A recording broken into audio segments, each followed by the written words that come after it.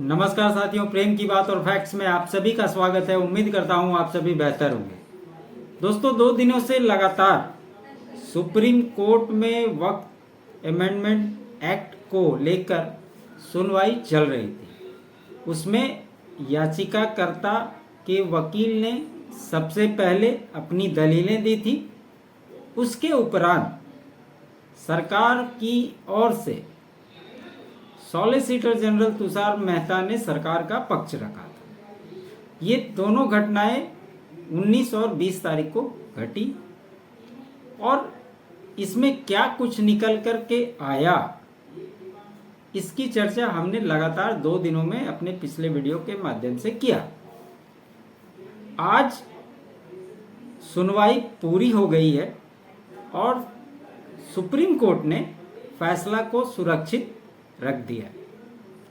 अब इस पर कब फैसला आएगा, क्या फैसला आएगा, ये तो जब फैसला आएगा तो उस पर बात होगी।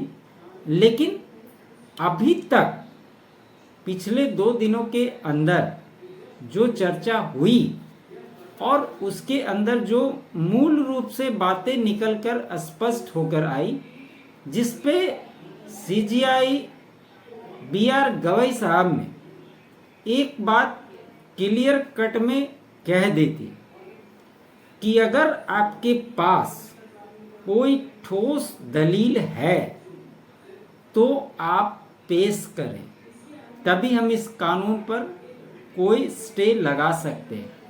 अगर आप मजबूत दलील पेश नहीं करेंगे तो ये कानून संसद के द्वारा पारित है, इसमें हम किसी भी तरह की छेड़छाड़ नहीं करेंगे।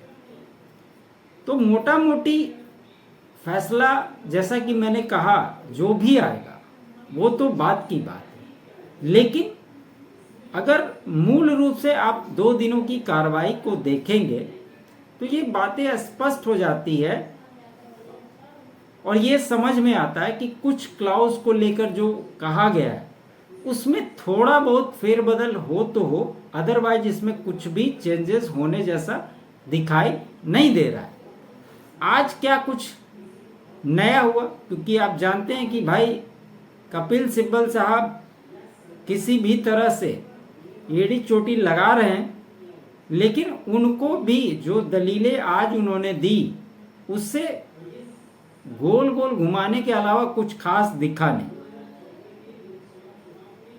मस्जिद, अल्लाह, जन्नत, फलाना ढिमकाना, ये सारी बातें उन्होंने आज दोहराई। जो इस कानून के चर्चा के अंतर्गत आने वाली बातें नहीं भी थी, उन बातों की चर्चा आज हुई। तो आज सबसे पहले क्या हुआ, कपिल सिब्बल बोले कि 200 साल पुराने कब्रिस्तान भी छीन जाएंगे, सरकार अपनी गलती का फायदा नहीं उठा सकती, ये आरोप लगा रहे। देश में 200 साल से पुराने बहुत से कब्रिस्तान, 200 साल बाद सरकार कहेगी कि यह मेरी जमीन है तो इस तरह कब्रिस्तान की जमीन छीनी जा सकती, ये कपिल सिब्बल ने दलील दी। इस पर chief justice of India Gavai साहब ने कहा कि जमीन का रजिस्ट्रेशन क्यों नहीं कराया गया,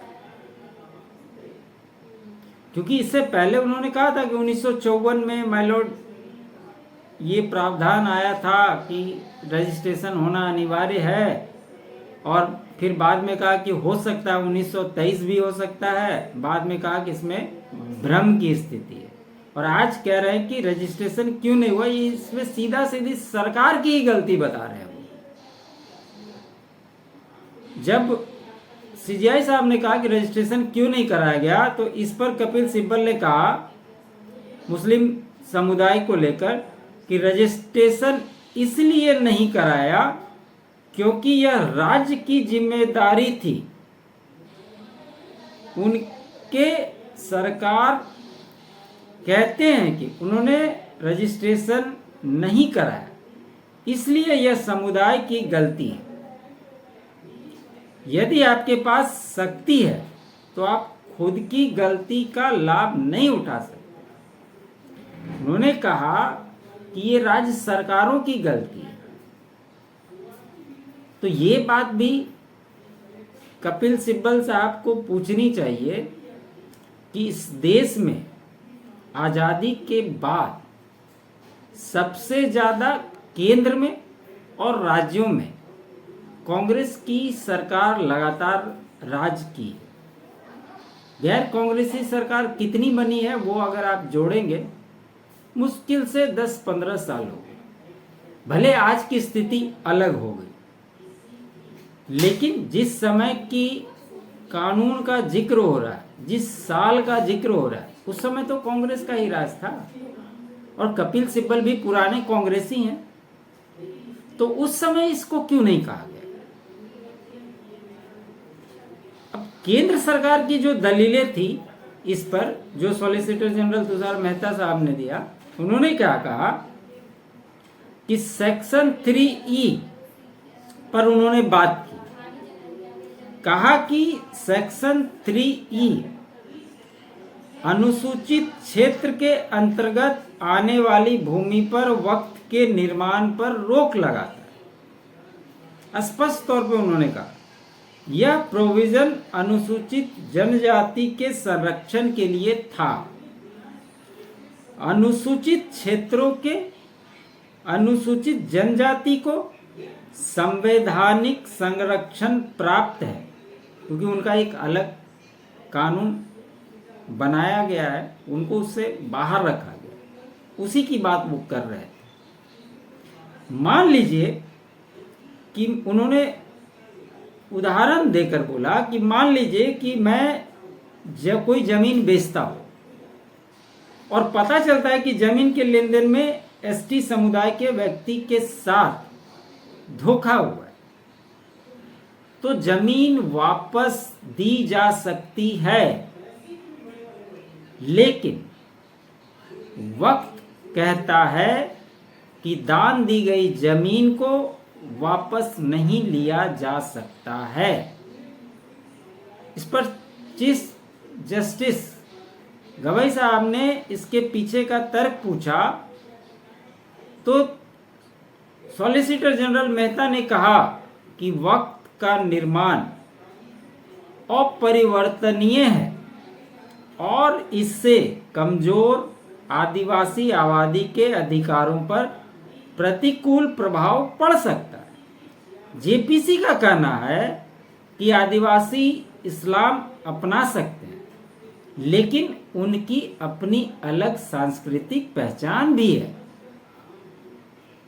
और जो वक्त बाय यूजर की बात हो रही थी, 3 जो मुद्दे थे उसमें एक वक्त बाय यूजर की भी बहुत चर्चा हुई। इस पर सरकार ने कड़ा रुख अपनाया था और यही इस कानून का सबसे बड़ा पेंच है, जिसको ये मुस्लिम पक्ष नहीं चाहता कि इस पर सरकार अंकुश लगाए, क्योंकि केंद्र सरकार ने वक्त बाय यूजर के सिद्धांत को कानूनी तौर पर खत्म करने की पैरवी की।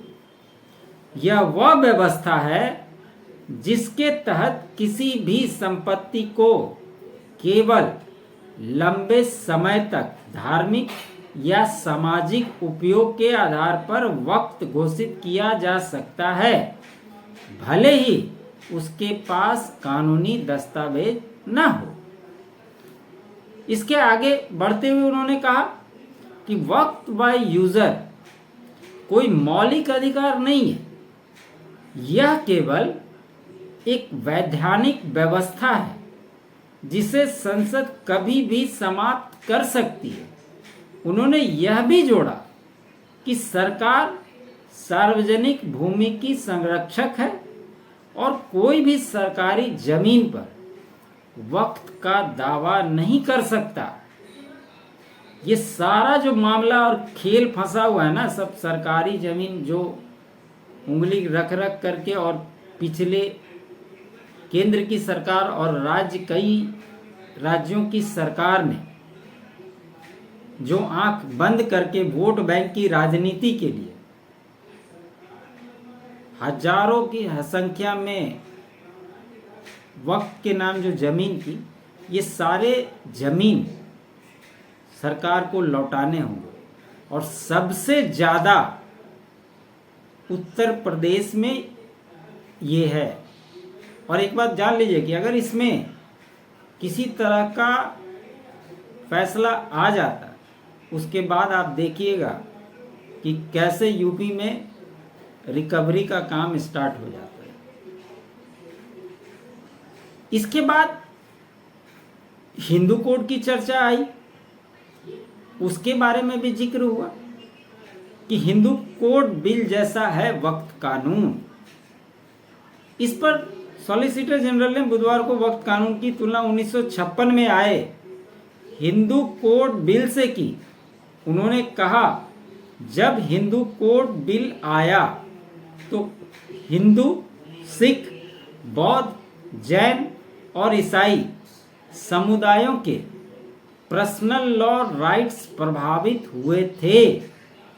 तब किसी ने ये सवाल नहीं उठाया कि मुस्लिमों को इसमें क्यों अलग रखा गया। फिर आज ये लोग अलग से वक्त को लेकर इस तरह की बातें क्यों कर रहे हैं? यह दलील दर्शाती है कि सरकार वक्त कानून को धार्मिक आज़ादी अनुच्छेद 25 से जोड़कर नहीं देख रही, बल्कि इसे धर्मनिरपेक्ष कानून मान रही है, जिससे चैरिटी को केंद्र बनाया गया है। ये सॉलिसिटर जनरल तुषार मेहता साहब ने कहा। अब इसके बाद देखिए कैसा कैसा जिक्र आया। इसमें आई जिक्र जन्नत, मोक्ष का भी जिक्र आ गया। Chief justice B.R. गवई साहब और जस्टिस A.G. मसीह की पीठ इस मामले को सुन रही है। सुनवाई के दौरान आज स्वर्ग नर्क की बातचीत भी छिड़ गई। कपिल सिब्बल ने कहा कि वक्त अल्लाह के नाम पर दी गई संपत्ति होती है। इस पर CJI ने कहा कि हाँ, तो दूसरे धर्मों में भी इस तरह की दान की व्यवस्था है। इस पर फिर सिब्बल ने कहा कि दूसरे समुदायों में जरूर दान की व्यवस्था है, पर वक्त अल्लाह के नाम पूरा समर्पण है, जिसे दोबारा छीना नहीं जा सकता। इसके आगे सिब्बल यह भी कहते रह गए कि इस्लाम में ऐसा जन्नत की प्राप्ति के लिए करते हैं। सोचिए, ये बोलने वाले थे लेकिन बोलते बोलते रह गए। कहां कहां से उठा करके इसको किस दिशा में डाइवर्ट कर रहा है। आप इसको पूरे 3 दिनों की हायरिंग को अगर आप देखेंगे, इसका वीडियो देखेंगे, इसके पहले का भी, तो आपको पूरी बातें क्लियर रूप से समझ में आ जाएगी। इस पर CJI ने कहा कि जिस तरह से हिंदुओं में मोक्ष की बात होती है, तो इसके जवाब में कपिल सिब्बल ने कहा कि हाँ, ये वैसा ही है। इस पर जस्टिस मसीह ने कहा कि हम सभी स्वर्ग जाने की कोशिश में लगे हुए। इसी पर वरिष्ठ वकील और याचिकाकर्ताओं की तरफ से पेश हो रहे राजीव धवन ने कहा कि वक्त न सिर्फ दान का एक तरीका है, बल्कि ये इस्लाम के 5 मजबूत स्तंभों में से एक है। इस पर जस्टिस गवई ने हंसते हुए कहा कि हर कोई जन्नत जाना चाहता है, भले ही हकीकत में हो भी या ना हो। तो यही सारी दलीलें आज हुई है। अब आप इन दलीलों को अगर आप सुनेंगे तो आपको क्या लगता है, जो कानून बना, इस कानून से रिलेटेड इसमें क्या चीज़ आपको समझ में? क्योंकि इसमें जाति, धर्म, समुदाय, सिर्फ इस चीज़ का जिक्र किया गया। कल भी आपने देखा कि हड़पने की बात की गई थी, जिस पर गवई साहब ने कहा था कि ASI जिस भी ऐसे कई सारे स्थल हैं, मंदिर हैं, जो ASI के संरक्षण में है, फिर भी लोग वहाँ जाते हैं, अपनी श्रद्धा से पूजा पाठ करते हैं। उनको जाने के लिए तो कहीं कोई दिक्कत नहीं है। फिर आपको ऐसा क्यों लगता है कि अगर कोई मस्जिद ASI संरक्षित है तो वहाँ पे नमाज नहीं पढ़ने दिया जाए?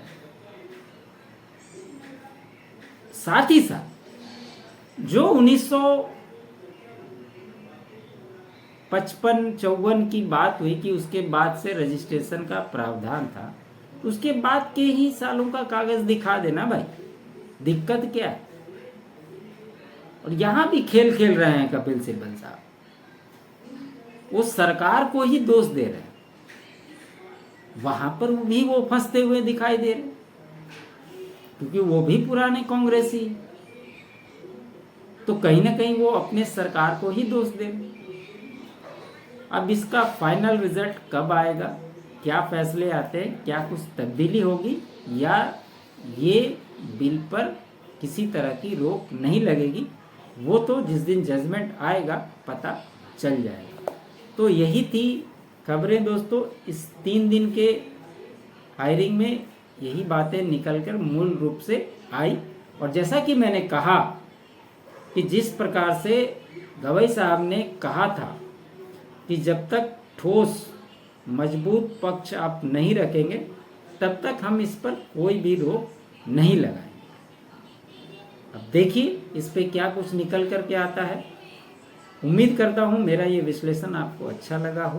अच्छा लगे तो लाइक कीजिएगा, अधिक से अधिक शेयर कीजिएगा, चैनल पे नए हैं तो सब्सक्राइब कर लीजिएगा। आप हमारे अल्टरनेट चैनल फैक्ट्स को भी सब्सक्राइब करें, और चैनल को बढ़ाने के लिए आप अपना कंट्रीब्यूट भी दे सकते। QR कोड स्क्रीन पे हैं, बाकी डिटेल डिस्क्रिप्शन में भी दिए हुए रहते हैं। आप सभी का बहुत बहुत धन्यवाद। जय हिंद, जय भारत।